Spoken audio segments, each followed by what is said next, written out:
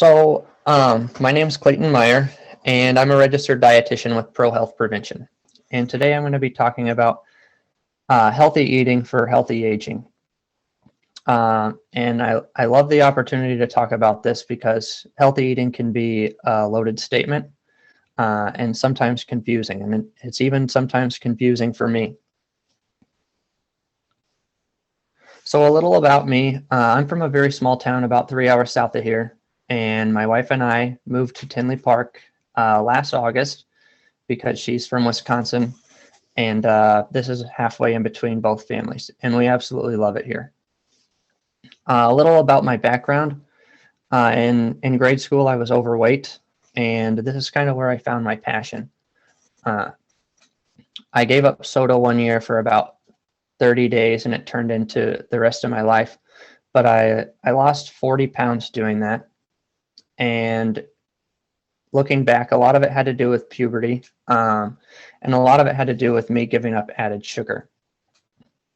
But in high school, I was an athlete, and I was scared to be overweight again, and I was massively under-consuming calories. So fast forward out of high school, I joined the Navy, and this is where I began to pursue my passion. I found out what balance was. And after the Navy, I decided I wanted to go to school and learn more about the science of everything. So a little about where I work. We specialize in supporting individuals with diabetes or chronic kidney disease. And we work with you just to understand how what we are eating impacts our overall health. One, our blood sugars, two, and our kidney health. So our job is to make eating more enjoyable and less stressful. It's not to tell people what you can and cannot eat, simply because, eating is part of everyday life and it should be enjoyable, and we shouldn't be dreading mealtime. So today's sequence of events, I am going to talk about nutrition recommendations from a couple different sources. Then I'm going to look at specific nutrients of concern. And number 3, at the same time, a typical intake. So the typical intake is what makes some nutrients of concern most of the time. And then we'll take a look at just maybe what this would look like in everyday life for a meal sample. I'll briefly touch on physical activity, and then I'll talk about reading a nutrition label. So the first set of recommendations comes from MyPlate. So this replaced the food pyramid. And what I really like about this is the picture. So it's literally just our plate. And the highlights here are to keep half of our plates fruits and vegetables. A little over a quarter of our plates are going to be grains. And the focus we want here is to search for whole grains. A little under a quarter of our plate is protein. And we want to focus on choosing lean proteins such as chops or loin. They're just going to be a little bit lower in saturated fat, which is better for our heart. And then dairy is also a focus here. And we would want to choose our lower fat dairy products due to the fact that they're lower in saturated fat as well.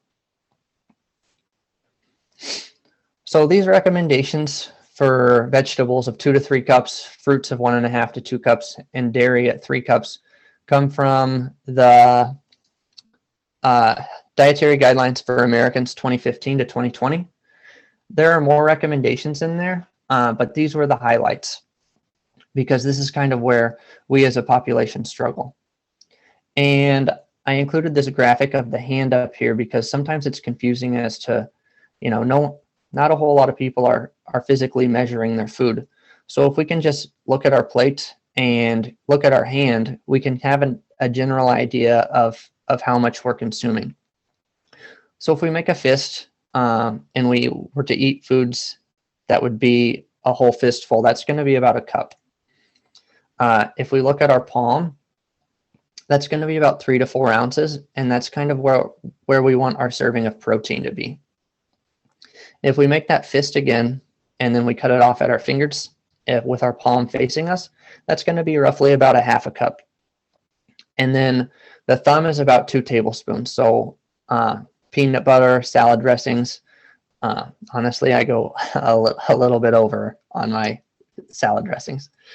And here's just another cool reference from the American Heart Association.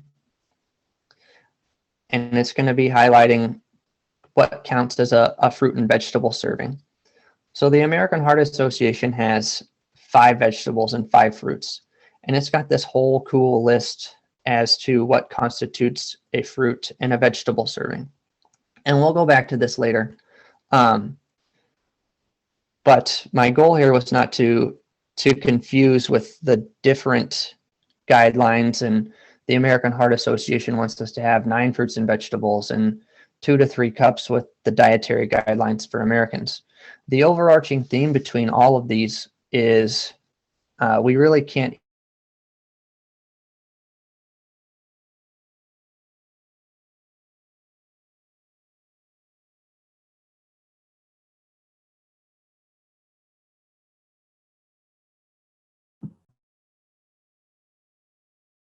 fiber.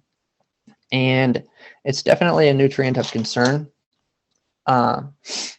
because only 5% of the American population is reaching their fiber goals for the day. So women over the age of 60, we're looking to get around 22 grams. And for men over the age of 60, we're looking to get around 28 grams. Our good sources are going to be our fruits and vegetables that I just talked about, some bran, oats, and our whole grain breads and pastas. It's important in weight management. It helps keep our blood and our heart healthy and our bowels moving properly. And the average intake for fiber in America is around 15 grams. And it's kind of neat, the advances in food, because I've tried the whole grain pasta, and I do have to boil it a little bit longer for it to get soft, but it is a good alternative to regular pasta. And if fiber is a concern for us, we can swap our juice out for a piece of fruit to increase our fiber.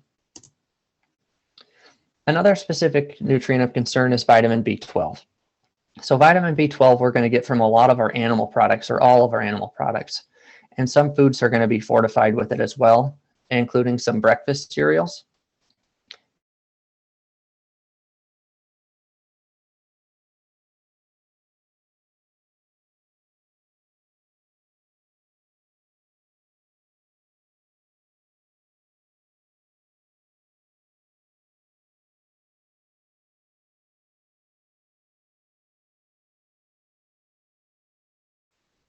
To be possibly deficient in B12.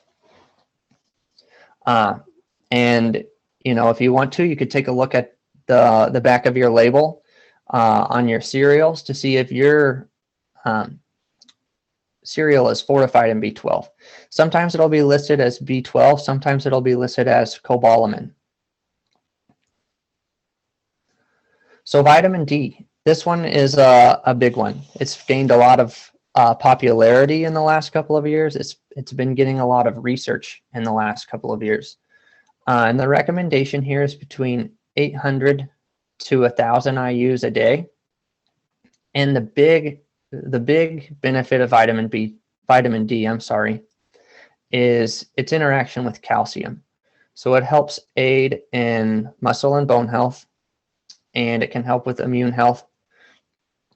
And our main source is from sunlight. And as we age, our skin becomes less responsive to sunlight, and our kidneys are a little less apt to convert vitamin D to its active form. Somewhere around 30 to 40% of individuals are vitamin D deficient. And how it works with calcium is, if we're vitamin D deficient, only about 10 to 15% of our calcium is absorbed. And calcium isn't readily absorbed to begin with. So it's very important that we're reaching these vitamin D goals. Some other major sources other than sunlight are salmon, orange juice or milk, which can be fortified with vitamin D.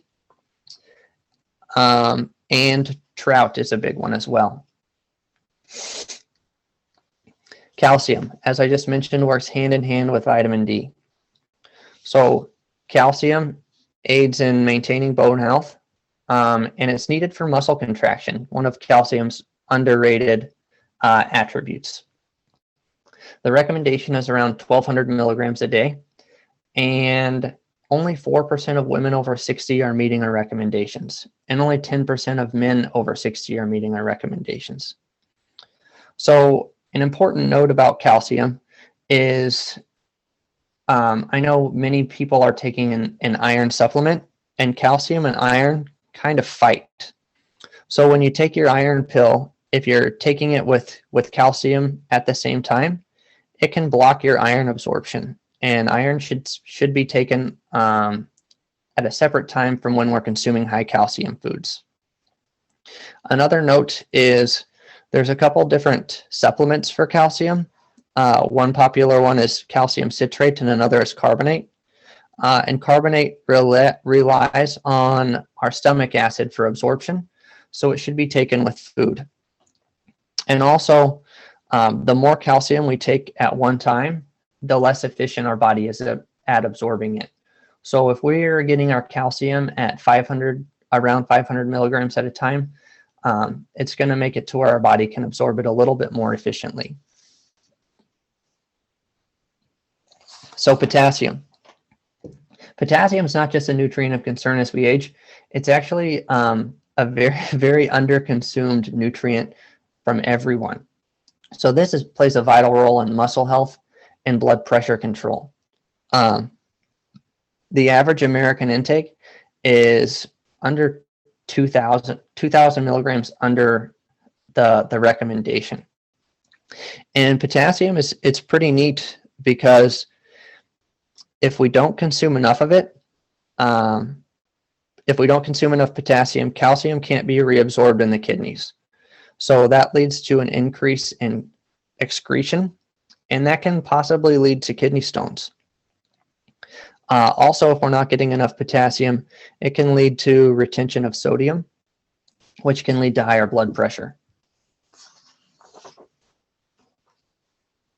And I thought this was interesting. I didn't even know this until I was putting this together. But a half a cup of dried apricots contains almost a quarter of our daily potassium needs. So sodium. Sodium's a big one. Sodium is massively overconsumed in the American population, and by about 1,000 milligrams a day. So our major sources of sodium are going to be our pre-seasoned processed meats and many of our canned goods.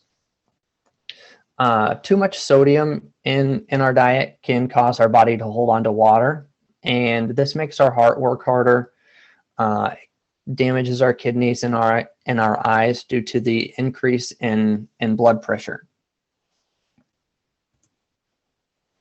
And then another major concern is adequate hydration.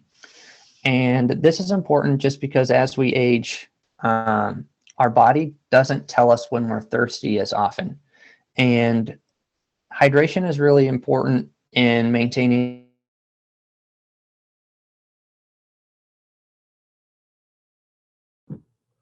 You cut out, Mr. Meyer. Mr. Meyer. Mr. Meyer. Yes. Oh, yes, you cut out on that last slide. Okay. About 20 seconds. You said hydration is important. All right, I'll restart. Okay. So hydration is very important, and we want to get at least the lowest recommended amount I've seen is 57 ounces a day, unless your doctor's told you otherwise. But it's very important because as we age, our thirst decreases, or our body doesn't tell us when we're thirsty. And enough hydration or adequate hydration helps keep our kidneys functioning the way that they should, keeps them hydrated, and it helps with digestion and regulating our blood pressure. So how can we put all of these numbers that I just talked about together? And I think the key is not to focus on the numbers themselves, but to focus on balance. So here's just a sample breakfast. We have a cup of Raisin Bran, a cup of Almond Breeze milk, 1 banana, and 2 tablespoons of peanut butter. And I've got the numbers here, mainly for my math, and just so everyone knows that I'm not just making up numbers here. But if we were to consume this breakfast, we are getting 12 grams of fiber. We're over half a way to our goal of B12. Vitamin D, we're right at maybe a quarter or a third. We're right there with calcium, right there with potassium, and we're way under on sodium. And we're still at 508 calories for the day. So for sample lunch here, I've put together kind of a tuna salad sandwich. So we've got 3 ounces of tuna, a tablespoon of mayonnaise, 1 chopped bell pepper. And I picked the bell pepper because it still gives us a little crunch, but at the same time, it's not going to give us as much sodium as what a relish would. 5 baby carrots, or we could replace these 5 baby carrots with cooked or steamed carrots to make them a little bit softer. And when we cook the vegetables, it brings out a different flavor as well.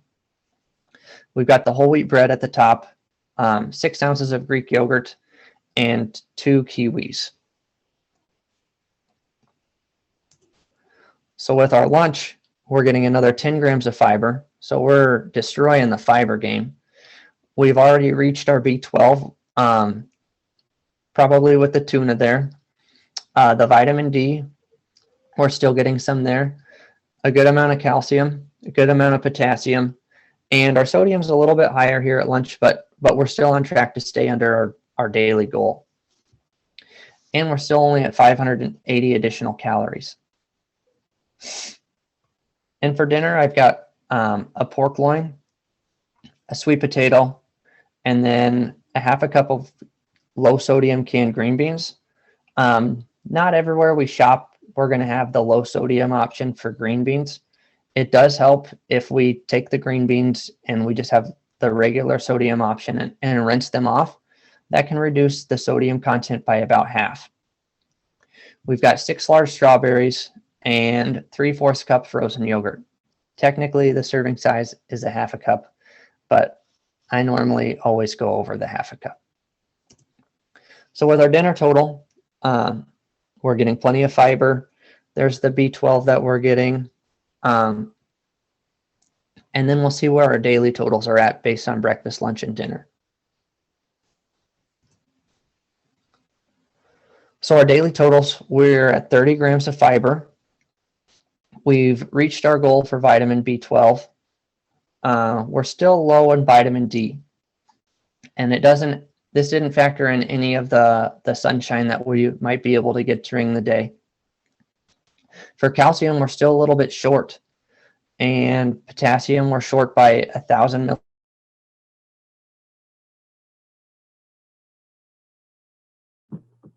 Oh, Mr. Meyer. Mr. Meyer, you're cutting out.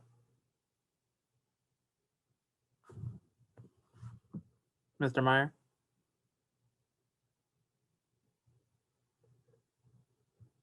Hello? So Hello? yes. Yes, you cut out for about 10 seconds. Okay. All right. So just letting you know. Thank you. So for the vegetables, we're at 3 cups. Fruits, we're at 2 cups. And dairy, we're at 2.5 cups. So what would happen if we added a snack? So snacks aren't mandatory, but if we're still hungry, it's important that we're eating and we're satisfied. So if we were to add a half a cup of cottage cheese, 16 wheat thins, and I love wheat thins. They're a whole grain option. And 8 ounces of Tropicana 50, and it's fortified with calcium and vitamin D. So Tropicana 50 is going to have half the amount of sugar that regular orange juice would have. So once we add our snack in there, we're at 33 grams of fiber. We're still a little light on our vitamin D. Our calcium, we've reached our goal. We're just a little behind on our potassium, and we're right under our sodium goal.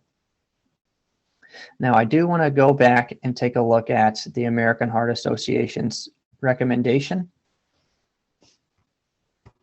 And what we've put together for our sample meal, and I think it will be a little surprising. So we had 1 banana for breakfast, so that counts as 1. We had a half a cup of bell peppers. That's exactly 1 for vegetables. We had 5 baby carrots. It says 6. I'm going to count that as 1 for our vegetable game. We had 2 kiwis, so there's 2 more fruits. A half a cup of green beans. We're at a half a cup here. 6 strawberries. So that's going to count as a little over a serving. And then a sweet potato, a whole sweet potato. So we had 2 there. So we have definitely reached over 5 vegetables and over 4 servings of fruit per day. Now, let's jump back on track.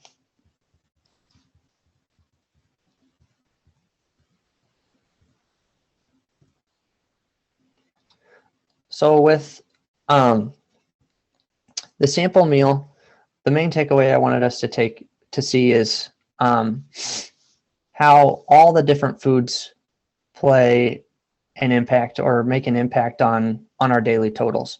So we're not focusing just on fiber, or we're not focusing just on potassium. We're focusing more on a variety of foods, or including a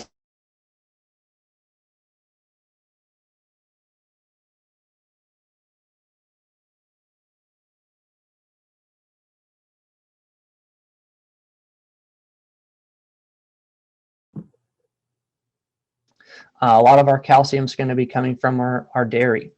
So everything we eat plays a little part in the bigger picture of reaching our daily totals. Now, what goes hand in hand with eating right is physical activity. And this is just as important as eating healthy. And the goal here is for 150 minutes of moderate physical activity during the week, combined with some muscle strengthening exercises.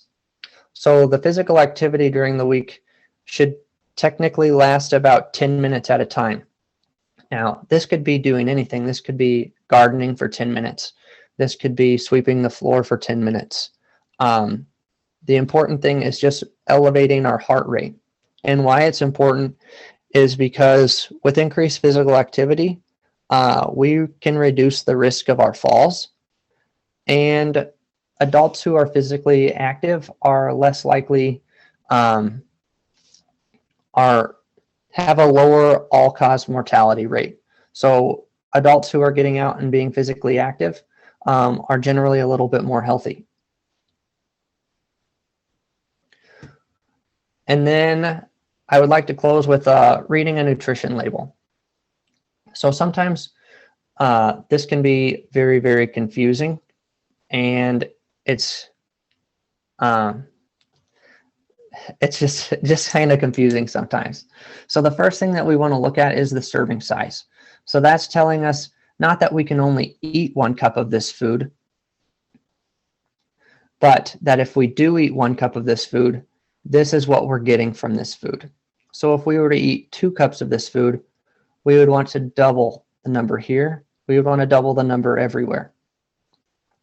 We would double the calories, the fat.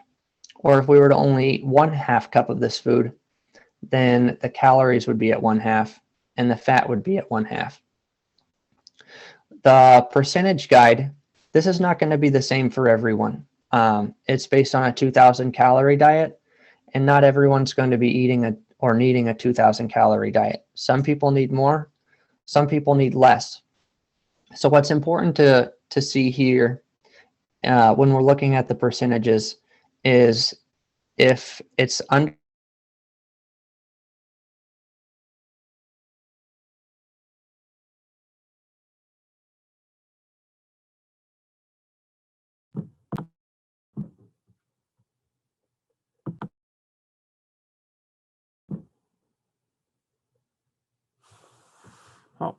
a specific question. Yes.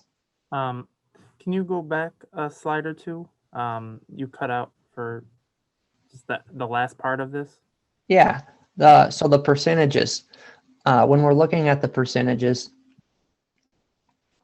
not the percentages based on a 2,000 calorie diet.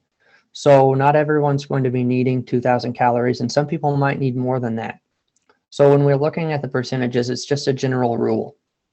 So if we're looking at 5% or less, that's going to mean that food is very low in that specific nutrient. If it's 20% or more, that's going to mean that that food is higher in that specific nutrient. Here are some of my sources. And here's my email address. If anyone has any specific questions, I would be happy to address or answer any of them.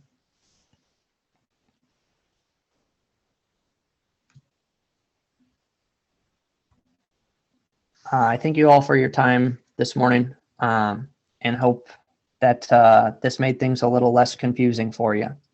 Yes, and the Orland Park Library would like to thank Mr. Meyer, of course, for doing this program. And if there's any questions, feel free to put them in the chat. If not, we will end the session.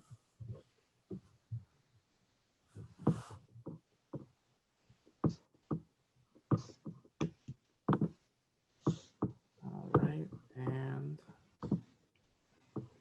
well, I'll give it 30 seconds, and if not, thank All you, right. Mr. Meyer.